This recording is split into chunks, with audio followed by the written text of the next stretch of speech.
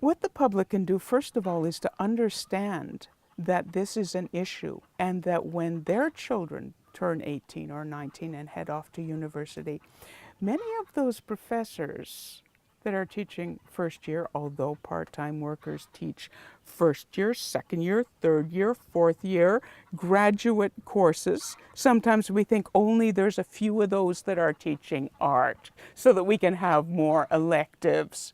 No, they're teaching central core courses at years all the way up through and beyond a bachelor's degree. That those people are being seriously underpaid in a world that their children are entering. That way of organizing labor, of disdaining labor, is the world their children are going in to find jobs at. I think that it is very important for people to understand how we have this reverting to this kind of disdain of the peasant.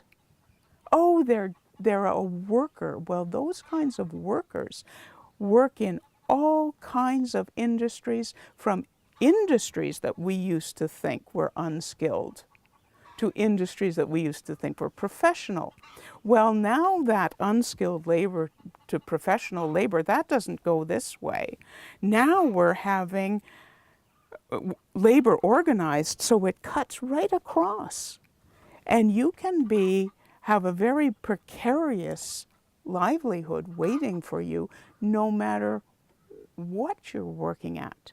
This is about how we manage, how we operate with labor and with the value that we ascribe to that and the amount that we pay. One of the real pitfalls that we increasingly fall into is that we value according to pay. If we're not, the university clearly feels, and you can definitely feel this if you are a precarious worker there, if we're not paying you much, you're not worth much. If you were worth anything, we'd be paying you.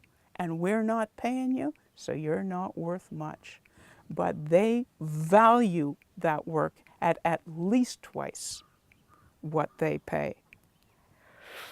So it means that the model is one of exploitation, and that is what, in a way, we're teaching our students. Very much We learn the from what case. people do, not what they say in the end, right? That is absolutely true.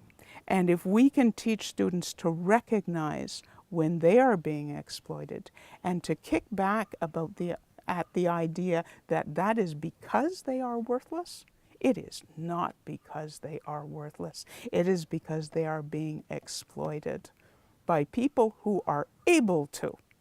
Not because they have some kind of moral right to do it. They do not.